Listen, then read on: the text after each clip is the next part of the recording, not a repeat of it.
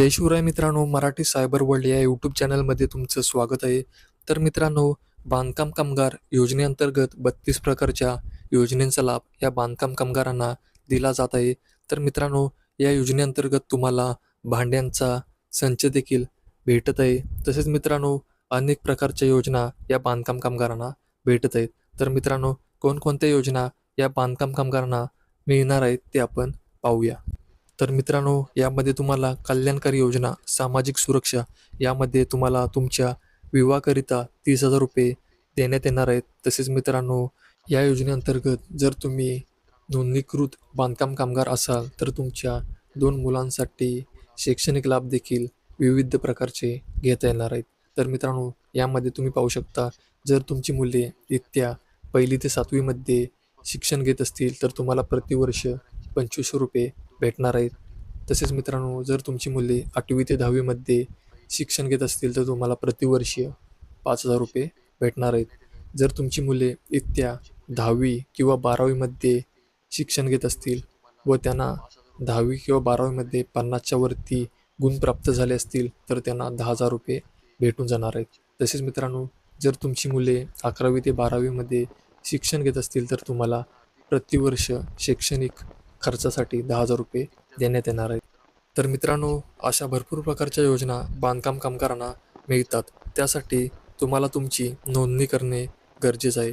त्याचा online form भरणे गरजेचं आहे.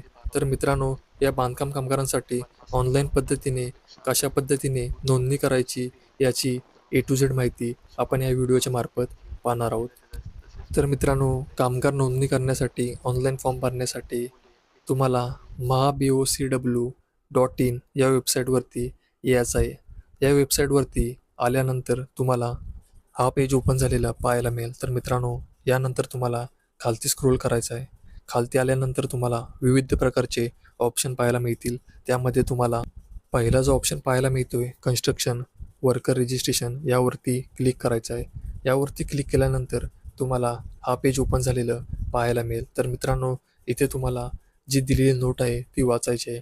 तर मित्रांनो, ही नोट वाचून झाल्यानंतर तुम्हाला इथे जो कोणी व्यक्ती फॉर्म भरत आहे त्या व्यक्तीचा आधार क्रमांक म्हणजेच आधार कार्ड नंबर इथे तुम्हाला टाकायचा आहे. तर मित्रांनो, आधार कार्ड क्रमांक भरून झाल्यानंतर खालती तुम्हाला करंटली यूज मोबाईल नंबर म्हणजे तुमचा सध्या चालू असलेला मोबाईल नंबर इथे टाकून घ्यायचा आहे. तर मित्रांनो, हा मोबाईल नंबर टाकल्यानंतर तुम्हाला खालती प्रोसीड टू फॉर्म हा ऑप्शन पाहायला मिळत आहे. तर मित्रांनो, या ऑप्शनवरती तुम्हाला क्लिक करायचं आहे. तर मित्रांनो, या ऑप्शनवरती क्लिक केल्यानंतर तुम्हाला हे पेज ओपन झालेलं पाहायला मिळेल. तर मित्रांनो, यामध्ये तुम्हाला पर्सनल डिटेल्स वैयक्तिक माहिती असं पेज पाहायला मिळेल. तर मित्रांनो, यामध्ये तुम्हाला पर्सनल डिटेल्स म्हणजेच जो कोणी कामगार फॉर्म भरत आहे त्याची माहिती इथे आपल्याला भरावी लागणार आहे. तर मित्रांनो, इथे तुम्हाला जो कोणी व्यक्ती फॉर्म भरत आहे त्याचे पहिले नाव म्हणजेच फर्स्ट नेम इथे आपल्याला भरून घ्यायचं आहे. तर मित्रांनो, हे पहिले नाव भरून झाल्यानंतर तुम्हाला या दुसऱ्या बॉक्समध्ये तुम्हाला तुमच्या वडिलांचे किंवा पतीचे नाव इथे भरून घ्यायचं आहे. तर मित्रांनो, तुम्ही जर मॅरिड असाल तर तुमच्या पतीचे नाव लिहा. जर तुम्ही अनमॅरिड असाल तर तुम्ही इथे तुमच्या वडिलांचे नाव लिहू शकता. तर मित्रांनो, तिसऱ्या बॉक्समध्ये तुम्हाला तुमचे आडनाव म्हणजेच सरनेम इथे भरून घ्यायचं आहे. तर मित्रांनो, आडनाव भरून झाल्यानंतर खालती तुम्हाला जेंडर म्हणजेच तुमचा लिंग कोणता आहे याची माहिती विचारली गेली आहे. तर मित्रांनो, येथे तुम्हाला तुमचा जेंडर म्हणजेच तुमचा लिंग कोणता आहे ही माहिती भरून घ्यायची आहे.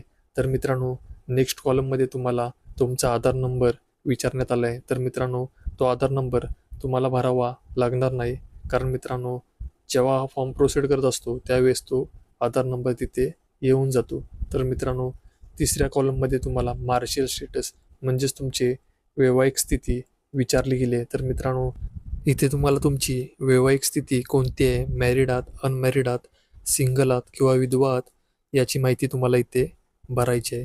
तर मित्रांनो, त्यानंतर तुम्हाला खालती एक बॉक्स पाहायला मिळत आहे आणि त्यामध्ये तुम्हाला डेट ऑफ बर्थ म्हणजेच तुमची जन्मतारीख विचारली गेली आहे. तर मित्रांनो, इथे तुम्हाला तुमची जन्मतारीख भरून घ्यायची आहे. तर मित्रांनो, ही जन्मतारीख टाकून झाल्यानंतर तुम्हाला इथे तुमचे एज म्हणजेच तुमचे वयवर्ष विचारलं गेलं आहे. तर मित्रांनो, हे तुम्हाला इथं फिल करायची गरज लागणार नाही. ते तुम्हाला तिथे ऑटोमॅटिकच येऊन जाईल. तर मित्रांनो, त्यानंतर तुम्हाला कॅटेगरी म्हणजेच तुमची वर्गवारी विचारली गेली आहे. तर मित्रांनो, यामध्ये जी तुमची कॅटेगरी आहे SBC, OBC, ओपन जी काही असेल ती तुम्हाला इथे भरून घ्यायची आहे. त्यानंतर नेक्स्ट तुम्हाला तुमचा मोबाईल नंबर विचारण्यात आलेला आहे. तो तुमचा तिथे ऑटोमॅटिकच येऊन जाईल. त्यामुळे तुम्हाला तो भरावा लागणार नाही आहे. तर मित्रांनो, खालती तुम्ही पाहू शकता ॲड्रेस ॲज पर आधार कार्ड म्हणजेच पत्ता आधार कार्डनुसारच तुम्हाला खालती भरून घ्यायचा आहे. तर मित्रांनो, हा पत्ता तुमचा जो आधार कार्डवरती आहे तोच तुम्हाला इथे भरावा लागणार आहे. तर मित्रांनो, इथे तुम्हाला तुमचा घर क्रमांक, इमारत क्रमांक विचारला गेला आहे. तर मित्रांनो, तुमचा जो काही घर क्रमांक असेल तो तुम्हाला इथे भरून घ्यायचा आहे. तर मित्रांनो, त्यानंतर रोड, रस्ता असं विचारण्यात आले आहे. तर मित्रांनो, इथे तुम्ही पाहू शकता जिथे तुम्हाला रेड मार्क पाहायला मिळत आहे तीच माहिती तुम्हाला इथे भरायची आहे. तर मित्रांनो, इथे तुम्हाला क्षेत्र, गाव म्हणजे तुमच्या गावाचे नाव विचारले गेले ते तुम्हाला इथे भरून घ्यायचं आहे. त्यानंतर तुम्हाला तिसऱ्या कॉलममध्ये सिटी, शहर, तुमच्या शहराचे नाव विचारले गेले आहे ते तुम्हाला इथे भरून घ्यायचं आहे. तर मित्रांनो, खालती तुम्हाला इम्पॉर्टंट प्लेस नियर बाय म्हणजेच महत्त्वाची जागा जवळपास हे तुम्ही फिलअप केलं तरी चालेल किंवा नाही भरलं तरी चालू शकतं आहे. तर मित्रांनो, यानंतर तुम्हाला स्टेट म्हणजेच तुमचे राज्य विचारण्यात आलेले आहे. तर मित्रांनो, जे काही तुमचं राज्य आहे ते तुम्हाला इथे भरून घ्यायचं आहे. तर मित्रांनो, खालती तुम्हाला डिस्ट्रिक्ट म्हणजेच तुमचा जिल्हा विचारला गेला आहे. तर मित्रांनो, इथे तुम्हाला तुमच्या जिल्ह्याची माहिती भरून घ्यायची आहे. त्यानंतर नेक्स्ट कॉलममध्ये तुम्हाला तुमचा तालुका विचारण्यात आलेला आहे. तर मित्रांनो, नेक्स्ट कॉलममध्ये जो काही तुमचा तालुका असेल तो तुम्हाला इथे भरून घ्यायचा आहे. त्यानंतर नेक्स्ट कॉलममध्ये तुम्हाला पोस्ट ऑफिस विचारण्यात आलेलं आहे. तर मित्रांनो, तुमचं जे काही पोस्ट ऑफिस असेल त्याची माहिती इथे तुम्हाला भरायची आहे.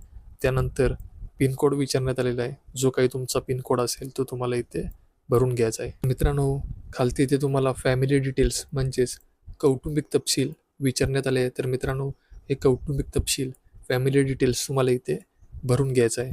तर मित्रांनो, इथे तुम्हाला फर्स्ट नेम म्हणजेच पहिले नाव, अर्जदार व्यक्तीचे पहिले नाव जे आहे ते तुम्हाला इथे भरून घ्यायचं आहे. त्यानंतर तुमचे आडनाव तुम्हाला विचारलं गेलं आहे. ते मित्रांनो, तुम्हाला तुमचे आडनाव इथे भरून घ्यायचं आहे. त्यानंतर तुम्हाला इथे वडिलांचे नाव किंवा पतीचे नाव विचारलं गेलं आहे. तर मित्रांनो, इथे तुम्हाला तुमच्या वडिलांचे किंवा पतीचे नाव इथे भरून घ्यायचं आहे. त्यानंतर तुम्हाला डेट ऑफ बर्थ म्हणजे जन्मतारीख विचारली गेली आहे. तर मित्रांनो, इथे तुमची आधार कार्डवर असलेली जन्मतारीख इथे तुम्हाला भरून घ्यायचं आहे. त्यानंतर एज म्हणजेच तुमचं वय वर्ष विचारलं गेलं आहे. तर मित्रांनो, ते तिथे ऑटोमॅटिक येऊन जाईल. त्यामुळे तुम्हाला तिथे भरायची गरज लागणार नाही आहे. तर मित्रांनो, रिलेशन म्हणजे संबंध विचारला गेला आहे तो पण तिथे ऑटोमॅटिक येऊन जाईल. तर मित्रांनो, नेक्स्ट तुम्हाला आधार नंबर विचारला गेला आहे तो पण तिथे तुम्हाला ऑटोमॅटिक येऊन जाईल. त्यानंतर तुम्हाला प्रोफेशन म्हणजेच तुमचं व्यवसाय विचारला गेला आहे. तर मित्रांनो, जे काही तुमचं व्यवसाय आहे ते तुम्हाला तिथे भरून घ्यायचं आहे. त्यानंतर तुमचे शिक्षण विचारलं गेले आहे. तर मित्रांनो, जे काही तुमचं शिक्षण आहे ते तुम्हाला इथे भरून घ्यायचं आहे. त्यानंतर मित्रांनो, नॉमिनी विचारलं गेलं आहे. तर मित्रांनो, या नॉमिनीसाठी तुम्ही आई वडील, पत्नी, मुले यांची नावे इथे तुम्ही देऊ शकता. तर मित्रांनो, त्यानंतर तुम्हाला ॲड मोअर या ऑप्शनवरती क्लिक करायचं आहे. तर मित्रांनो, ॲड मोअर ऑप्शनवरती क्लिक केल्यानंतर तुम्हाला इथे पुन्हा जे काही तुम्ही नॉमिनींची नावं लावणार आहात त्यांची माहिती तुम्हाला इथे भरण्यासाठी सांगितली जाणार आहे. तर मित्रांनो, इथे तुम्हाला एकाखाली एक जेवढे नॉमिनी लावले आहेत त्यांची माहिती इथे तुम्हाला भरून घ्यायची आहे. तर मित्रांनो, त्यानंतर एम्प्लॉयर डिटेल्स, नियोक्ता तपशील इथे तुम्हाला लागणार आहे. म्हणजे मित्रांनो, तुम्हाला 90 दिवसाचं सर्टिफिकेट लागतं. ते सर्टिफिकेट तुम्हाला कोणी दिलं आहे, ग्रामसेवकाने दिलेलं आहे की कोणी गव्हर्नमेंट कॉन्ट्रॅक्टरने दिलेलं आहे, त्याचं तपशील दाखला इथे तुम्हाला लागणार आहे. तर मित्रांनो, सर्वप्रथम तुम्हाला कामगारांच्या कामाचे स्वरूप म्हणजे तुम्ही काय काम करता ते तुम्हाला इथे भरावं लागणार आहे. तर मित्रांनो, त्यानंतर तुम्हाला टाईप ऑफ इश्युअर, जारी करणाऱ्याचा प्रकार म्हणजे हे 90 दिवसाचं कामकाजाचं तुम्हाला सर्टिफिकेट कोणी दिलं, ग्रामसेवकाने दिलं की गव्हर्नमेंट कॉन्ट्रॅक्टरने दिलं त्याची माहिती इथे तुम्हाला भरायची आहे. तर मित्रांनो, त्यानंतर रजिस्ट्रेशन नंबर ऑफ इश्युअर म्हणजेच हे 90 दिवसाचं सर्टिफिकेट तुम्हाला कोणी दिलं त्याचा नोंदणी क्रमांक इथे तुम्हाला लागणार आहे.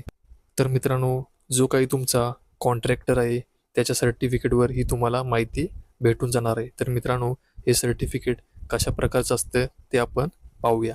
तर मित्रांनो, या प्रकारचं तुम्हाला सर्टिफिकेट पाहायला मिळणार आहे आणि मित्रांनो, या सर्टिफिकेटवरती तुम्हाला जी काही माहिती भरायची आहे ती तुम्हाला भेटून जाणार आहे.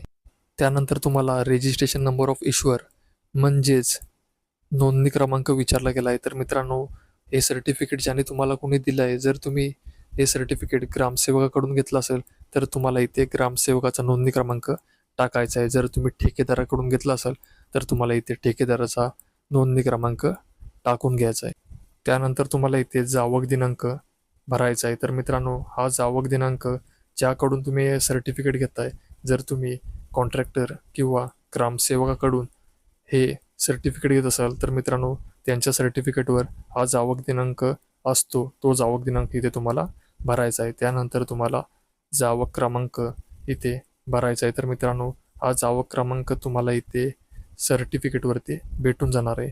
तर मित्रांनो, त्यानंतर तुम्हाला नेम ऑफ कॉन्ट्रॅक्टर डेव्हलपर म्हणजे ठेकेदाराचं नाव विचारलं गेलं आहे. तर मित्रांनो, हे ठेकेदाराचं नाव तुम्हाला इथे भरून घ्यायचं आहे. त्यानंतर ठेकेदाराचा जिल्हा विचारला गेला आहे. तर मित्रांनो, ठेकेदाराचा जिल्हा तुम्हाला इथे भरायचा आहे. तर मित्रांनो, त्यानंतर ठेकेदाराचा तालुका विचारला गेला आहे. तर मित्रांनो, हा ठेकेदाराचा तालुका तुम्हाला इथे भरून घ्यायचा आहे. त्यानंतर तुम्हाला पडताळणीसाठी तालुका केंद्र जो काही असेल तुमचा तो तुम्हाला इथे टाकून घ्यायचा आहे. त्यानंतर तुम्हाला सपोर्टिंग डॉक्युमेंट्स समर्थन दस्तऐवज असे कागदपत्र लागणार आहेत. तर मित्रांनो, इथे तुम्हाला सपोर्टिंग डॉक्युमेंट्स यासाठी तुम्हाला 2 MB साईजचा JPG PDF अपलोड करायला लागणार आहे. तर मित्रांनो, प्रूफसाठी इथे तुम्हाला आधार कार्डचे फोटो अपलोड करायला लागणार आहे. त्यानंतर तुम्हाला इथे 90 दिवसाचं सर्टिफिकेट जे काही तुमचं असेल त्याचा फोटो इथे अपलोड करायला लागणार आहे. तर मित्रांनो, हे सर्टिफिकेट तुम्ही अपलोड करत असताना याची साईज फक्त 2 MB पाहिजे आहे. त्यानंतर तुम्हाला मित्रांनो, click to load visiting dates यावरती क्लिक करायचे आहे आणि जी काही तुमची व्हिजिटिंग डेट आहे ती इथे तुम्हाला भरायची आहे. त्यानंतर तुम्हाला इथे सेल्फ डिक्लेरेशनवरती लेफ्ट साईडला छोटासा बॉक्स दिसत आहे त्यावरती क्लिक करायचं आहे. इथे क्लिक केल्यानंतर तुम्हाला तुमच्या मोबाईल नंबरवरती OTP येऊन जाईल आणि तो OTP तुम्हाला इथे टाकून घ्यायचा आहे. तर मित्रांनो, व्हॅलिडेट OTP या ऑप्शनवरती त्यानंतर तुम्हाला इथे क्लिक करायचं आहे. तर मित्रांनो, अशा प्रकारे ॲप्लिकेशन सक्सेसफुल सबमिटेड असा तुम्हाला मेसेज येऊन जाईल. तर मित्रांनो, इथून तुम्ही हे ॲप्लिकेशन सेव्ह करू शकता. जर पाहिजे तर तुम्ही इथून प्रिंटसुद्धा काढू शकता. तर मित्रांनो, अशा प्रकारे तुम्ही ऑनलाईन फॉर्म भरू शकता. तर मित्रांनो, माहिती आवडली असेल तर व्हिडिओला लाईक करा आणि चॅनलवर नवीन असाल तर चॅनलला सबस्क्राईब करून घ्या. तर मग भेटूया पुन्हा अशीच नवनवीन खात्रीशीर माहिती घेऊन.